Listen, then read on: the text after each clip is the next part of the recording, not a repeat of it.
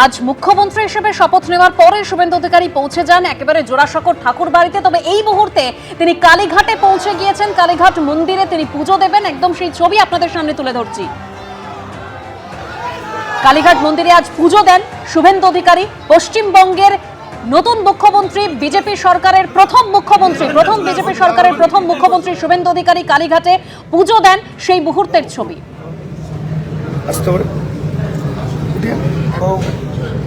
আজকে শপথ নেওয়ার পর তিনি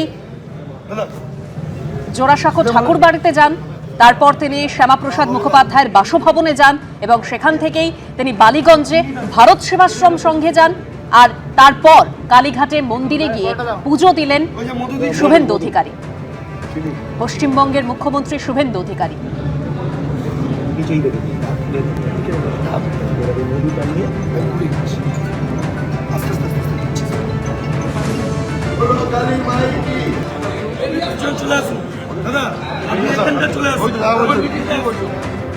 আজ ঐতিহাসিক ব্রিগেডে ঐতিহাসিক শপথ, একেবারে যে ছবি আজ ধরা পড়েছে, যে শপথ মঞ্চে প্রধানমন্ত্রী নরেন্দ্র মোদী তিনি নতজানু হয়ে প্রণাম করেছেন এবং শপথ বাক্য পাঠ করার পর হাত মিলিয়েছেন প্রত্যেকের সঙ্গে শুভেন্দু অধিকারী শপথ মঞ্চে আজকে যারা যারা উপস্থিত ছিলেন, এবং তিনি বলেছেন যে ভয় আউট, ভরসা ইন।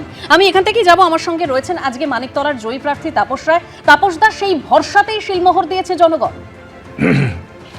এটা ভবিতব্য ছিল, একেবারে যেটা হয়েছে সেটা হওয়ারই ছিল, আর সেটাই হয়েছে, এটা নাথিং নিউ।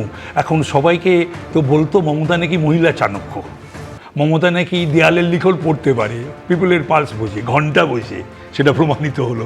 221, 226, আবার 300, কোত্থেকে 6টা আনবে? আমি এটা নিয়ে মাথা খারাপ হয়ে গেছিলো আমার, এই 6টা কোত্থেকে আনবে রে বাবা।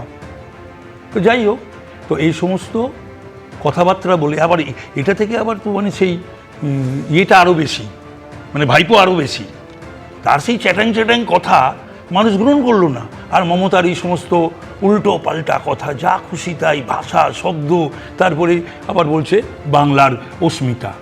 তো এটা মানুষ একেবারে ভালোভাবে নিল না। নেবে কি করে? একটা সরকার আপাদমস্তক অসৎ, একটা সরকার হিন্দুদের আঘাত করছে, একটা সরকার একটা সম্প্রদায়কে লেলিয়ে দিচ্ছে হিন্দু সম্প্রদায়ের বিরুদ্ধে, তার মন্ত্রীরা নেতারা যা খুশি তাই বলছে। আমি তারপর একটু আপনাকে থামাচ্ছি, সরাসরি শুভেন্দু অধিকারী কি বলছেন।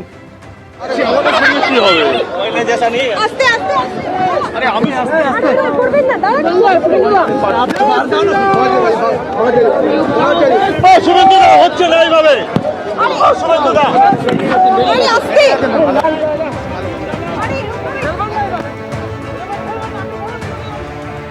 এবিপি আনন্দ, এগিয়ে থাকে, এগিয়ে রাখে।